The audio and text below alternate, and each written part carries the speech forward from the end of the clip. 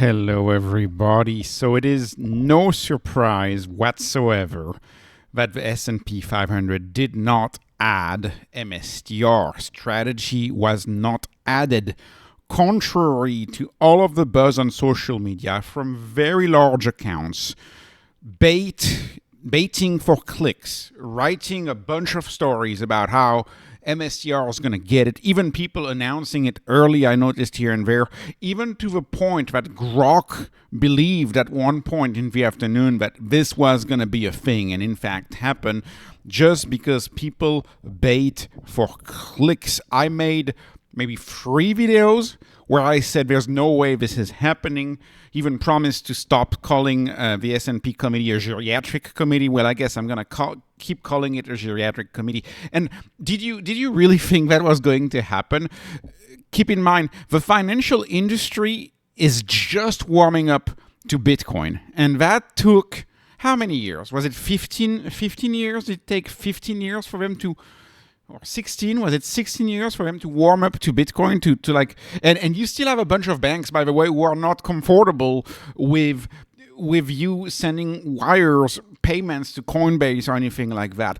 2 years ago, you had banks like Signature Bank, a Bitcoin bank who was just put into bankruptcy. Do we really think that S&P Global, as legacy as it gets of a company who has had a tradition of excluding high-performance firms, do we really think they're going to add the highest performance company, one of the top-performing companies of the past 5 years? Do we really think they're going to add the one company that actually outperformed NVIDIA over the past 5 years? You think they're going to do that? No. S&P 500 will be the last one to add. And this pain that we're seeing right now, down 3% after hours, to me, is entirely self-inflicted. This is entirely self-inflicted from maybe people who didn't do enough research, who really thought that was going to happen. Like, no, the S&P 500 will be last to add. And I am seeing the tweets of people who are like, oh, it's going to happen. And then I guess it didn't happen this go around. See you on December 9 or December 5th. So are they gonna repeat that same buzz in December, thinking, oh, that's gonna happen, and boom, you get 100,000 clicks, and you're happy, and you get engagement, but you know full well that it's not gonna happen because this is guarded by a committee who despises MSTR. I mean, we even saw the guidance of NASDAQ saying, oh, now you need some sort of a vote to allow buying crypto. The traditional financial industry, and keep in mind the indices, the ETFs, the mutual funds, that's an innovation from that industry. They are threatened by Web3. They are threatened by Bitcoin. And when I see the news, okay, AppLovin, I wouldn't have doubted that AppLovin would be added. I mean, the stock has been doing well and it's in advertising. But, look at Robinhood. Robinhood, that's a mini miracle here that Robinhood got added. My guess is that it must have been so painful for S&P 500 committee to add Robinhood. Because Robinhood has a big Bitcoin and crypto business. So it must have been so painful. And like, as far as I'm concerned, Robinhood, like 3 years ago, it became obvious that Robinhood was winning.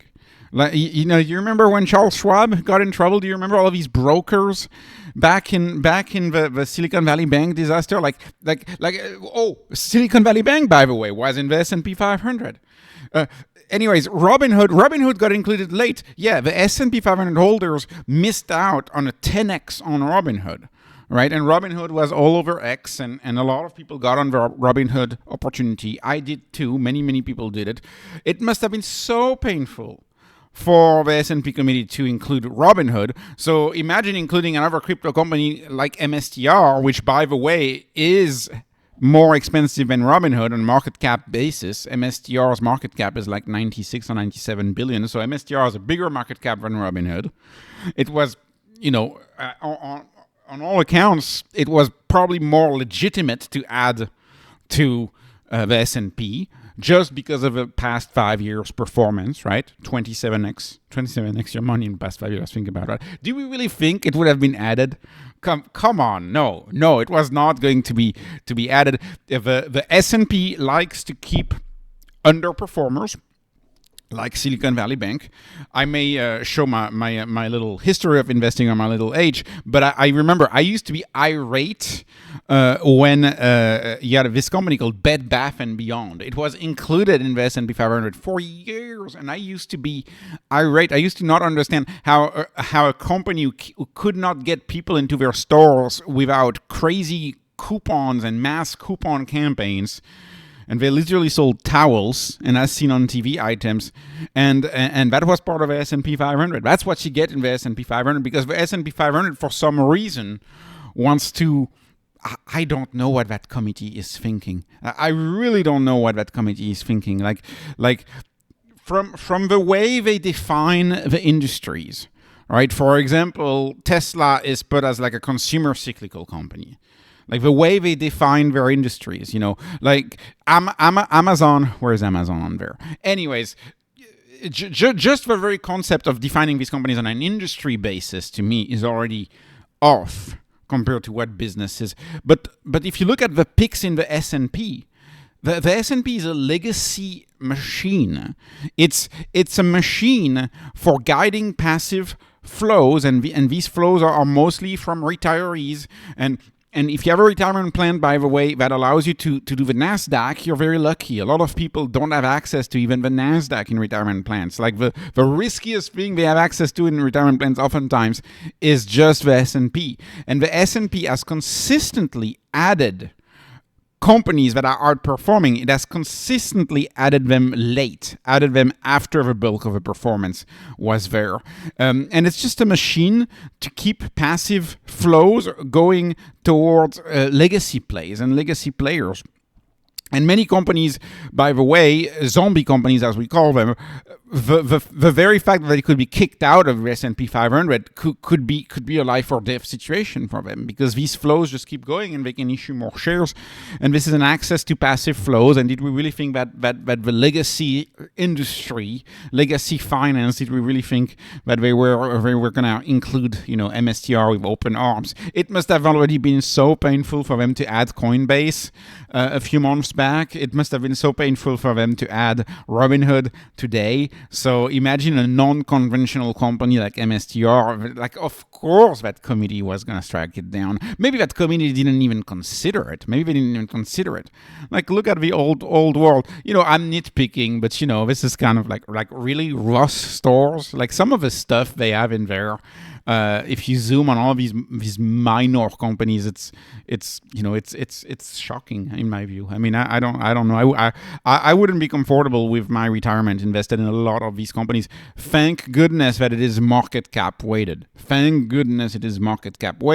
And so the performance ends up being, not close, but it ends up capturing maybe 60 to 70% of the performance of the Nasdaq.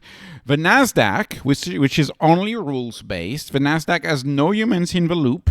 It's only rules based. There's no geriatric committee at the Nasdaq, the QQQ, and you can see the QQQ has outperformed by 5% average annual return over a 17 plus year period. It's outperformed even over longer periods, but it's tough to match SPY's to QQQ, because QQQ, the ETF, was introduced later on. But anyways, you can see the performance, say, over a 17-year period.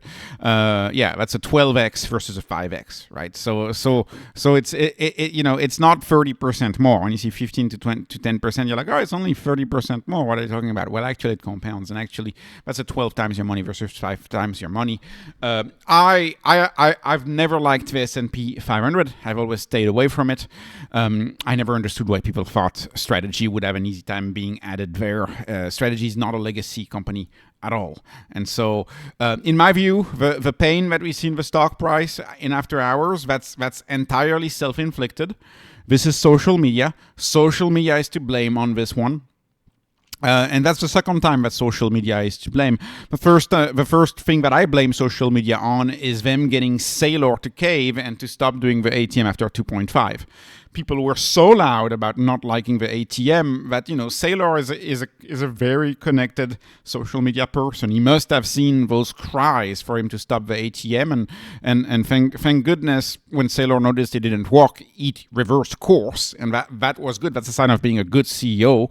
And I think Saylor is going to be done listening to loud voices on X now. But that little Common ATM mishap cost us probably $500 million of BTC dollar gain, right? And so who knows what's going to cost us in terms of MNAV next week, when like every single outlet's like, S&P snubs MSTR, and that makes the headlines. Anyways, I think we need to look at the bigger picture. The world is moving towards Web3.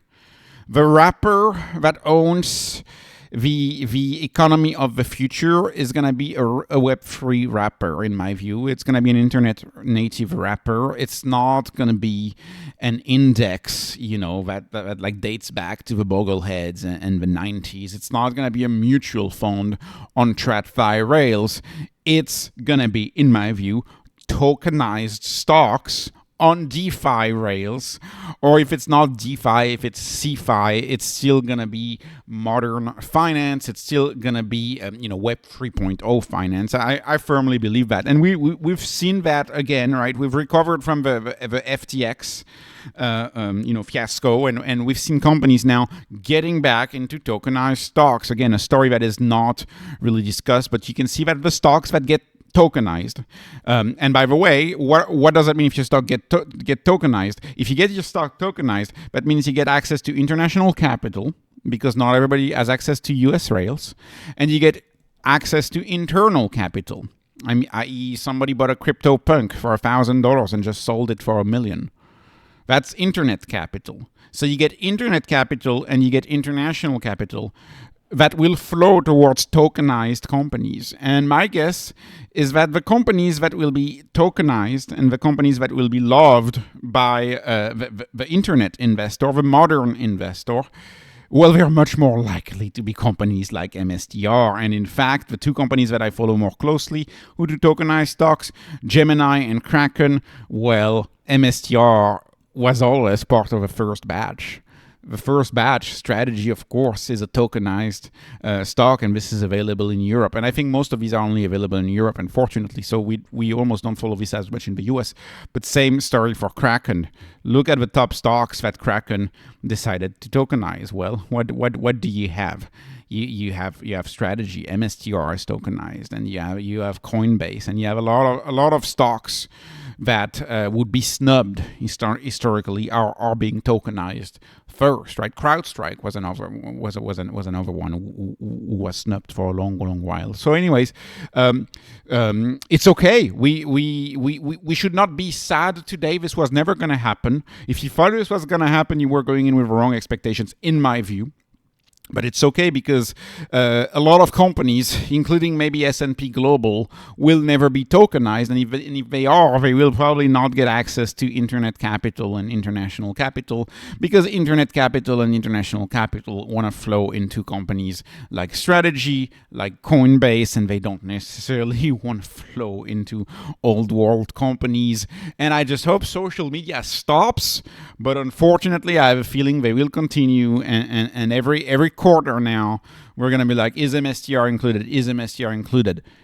In my view, it's not happening anytime soon. Not anytime soon.